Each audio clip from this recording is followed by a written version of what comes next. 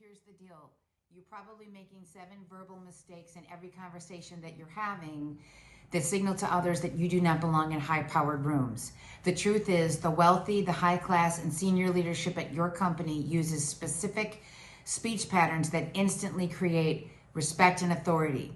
By the end of this video, you're going to be able to learn these speech patterns so that you can make the right impression and people will take you seriously from your very first word.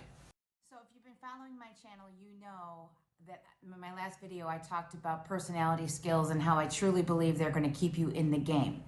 Today's video, I want to do a deep dive into the 7 verbal secrets that will make you sound instantly classy. You know, I believe very much in my heart that this is going to help transform your career and your social presence. I do believe as AI moves forward that only the highly skilled are going to prosper. So let's get started. Okay, so one of the first rules is speaking too loudly.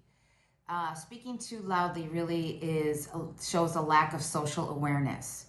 And in fact, I'll tell you 2 things. Yale University did a study, and it basically says those who speak too loudly are perceived, 45% of people perceive you to be less sophisticated. So watching the volume is a key thing if you want to move in higher class circles, among the wealthy, among your leadership in your company. It's very important. Now, I will tell you a personal story. This happened just the other day. I belong to a club. It's a dinner club, a private social club. A lot of elite people, if you will, belong to it. So I go there, go to meet some friends for dinner and drinks to sit in the lounge. There was a group of gentlemen sitting right next to me, and I actually had to move my seat to the other side of the room because they were too loud. But not only did it irritate me, it also instantly told me that they were not members of the club. I knew this right away. And so watch the first one, watch your volume. It really is something that matters. And so that's the first thing to be aware of. All right, the next one, and this is kind of a big one with me, is improper use or lack of using grammar properly. This happens all the time. Now, my grandmother was an English teacher, so I was really raised to use grammar properly. But many people don't do it, and it happens all the time. And you can really separate yourself if you watch a few things. These are very subtle things, but it's something you should be aware of. So let me give you an example. A lot of people want to make the point that I could care less, and they say, I couldn't care less. Or they say, I could care less. That's improper.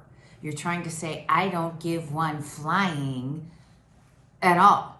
That's how much or little this matters to me. So you should be saying, I couldn't care less even if I tried. But many times we see people saying, I could care less. You know, another one is, which is really a big pet peeve of mine, is, where did you put it at? No, it's not where did you put it at. You never end a sentence with a preposition, never. So it is, where did you put it? Again, subtle changes, using grammar properly. In fact, I heard that even on LinkedIn and with recruiters and things like that, that they will eliminate candidates if they don't use grammar properly. And instead of trying to impress people with words and things like that, my advice is just keep it simple, but make sure that it's correct, grammatically correct. And you will always come out, it'll serve you well if you use that principle and that motto. So that's the second one, proper use of the English language. All right, the third one. This one is really kind of a big one in my opinion, and that is in certain circles, or really you shouldn't be doing it at all, is the use of vulgarity. Being vulgar is really quite offensive, and it just really does not show well on you if you are using swear words or slang or anything like that. Now, when I was raised, my father really would be very upset if people were using swear words and things like that. Really just, you know, say, what the heck? Or, I don't give a hoot. You know, it's really unusual, and actually it would probably reflect very well on you if you say, you know, I don't give a hoot, because it's uncommon, and that's a good thing. So don't be vulgar in circles if you want to move ahead. So here's the fourth one. one, and I love this one actually. And as we move into the age of AI, you know my theory of the case. My theory of the case is people who have personality skills, emotional intelligence, and all of those things are going to be the ones who get ahead. So storytelling is really going to be, I think, more and more increasingly important. So there's actually a voice coach, a speaking coach. His name is Roger Love. Now he trains celebrities. He did, what's that guy's name? One of the big celebrities for that movie. I can't even remember the movie, but doesn't matter. Aniston, works with a lot of people in Hollywood. But what's really important for all of us here that are trying to be, succeed in our careers is that this Roger Love, there was a Fortune 150 company that hired Roger Love for their sales kickoff to train their salespeople. I love that company. That company is ahead of the curve. So I'm going to link it into the description of the video. But that's something to think about of how important verbal skills are becoming and your voice and how you use your voice. So that's just evidence that proves my theory of the case. So the fifth one, and this next one, it's kind of subtle, but it's actually strategic use of compliments. And you can make this small shift and get set apart by just making this small shift. So let me give you an example. Instead of if you're at a presentation at work and you want to make a connection with the senior leader or whoever the speaker was, instead of saying, great presentation, usually senior leaders and more sophisticated people, it's better to say something like, I really like how you structured the data to make your case. See the difference? It makes a better impression. The person receiving the compliment will really notice that, wow, you really noticed what I did, and they appreciate the process and the fact that you noticed the process. Another one, if you're at some fancy dancy party, instead of saying, oh, you look nice to somebody, you could say something like, oh, that color is great on you. I really like it with your hair. It's just, rich people like that kind of stuff. So that's just something to know. But strategic use of compliments, it's very subtle, but I think it will serve you well should you try that particular strategy. All right, the sixth one is ending conversations, graceful exits. So I have two opinions on this. The first one, professionally, and this has happened to me before, it is always very good and very smart to, if you want to get out of a conversation, you want to end a meeting or end just a little small talk at a networking event or whatever it might be, you can say, I want to be mindful of your time. Let's exchange, contact information and pick this up later. I'd like to continue the conversation. It's a great way to get out of it. I want to be mindful of your time. Now, true story, this happened to me, and again, I said, I learned. So I'm trying to share with you what I've learned, and this has helped me professionally.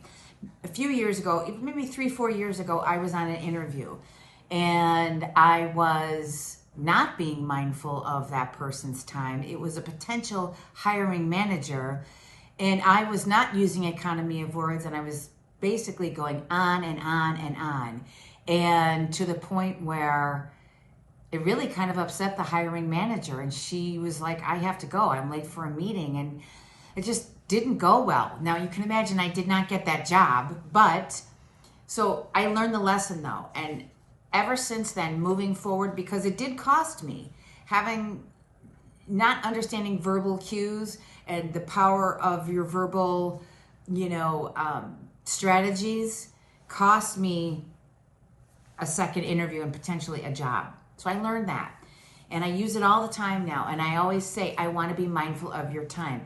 People appreciate that, and they'll say, oh no, I have a few minutes. If they're really enjoying it, then you're doing really well. Or they'll say, that's great, thanks, let's catch up, and you can say, great, here's my card, or I'll look you up on LinkedIn, and you make it simple, but a graceful exit. So that's professional way of handling it. Now, socially, I have to say I am of the mindset of what we call the Irish goodbye. And that's when you just leave. You don't say goodbye to anybody. You just leave a party. Now, if you're at a nice party, you may go up to the host and hostess and say, thanks, this was great. I'll see you later. I had a great time. And you leave. But you don't walk around the whole room and tell everybody you're leaving because, well, first of all, you'll never get out of there. But secondly, I'm a fan of the Irish goodbye. You should try it. Now, the seventh and last one that I really think is very, very important, and many, many people don't do this, and it's off-putting, and I think it's just, and you know, a lot of people do this, you'd be surprised, but they don't ask others about themselves. So in a conversation, when you are meeting with somebody, you're at a lunch or wherever you are, it's always nice to turn the tables. People like to talk about themselves. So that's one verbal strategy and verbal move that you can use, and really takes the pressure off of you. But people do like to be asked about themselves. So make eye contact, smile with people and say, oh, so do you have kids? Or, you know, something that's just not as personal, but ask them, well, how long have you been working here? How did you get to this position? Did you study? Or whatever it might be. You can come up with something, you know, that's kind of harmless, but that signals interest in the other person. People do like that. And when you leave, it may not be something that jumps off the page, but they're always going to have something positive to remember about your interaction, or at the very least, it won't be negative. So those are my 7 skills. And by the way, if you're enjoying this video, I will link it here. I encourage you to watch my other videos. I've done one on respect, on etiquette, and AI and personality skills. So check those out. Okay, so those are the 7 secrets. I truly believe that they are going to help make you appear instantly classy, know how to navigate any room, whether it be a social event or a corporate event. It's going to elevate your social currency and your career currency. And in the age of AI, you know my theory of the case. These things are going to become more and more and more important. So anyway, thanks for watching my video. I'll see you next time.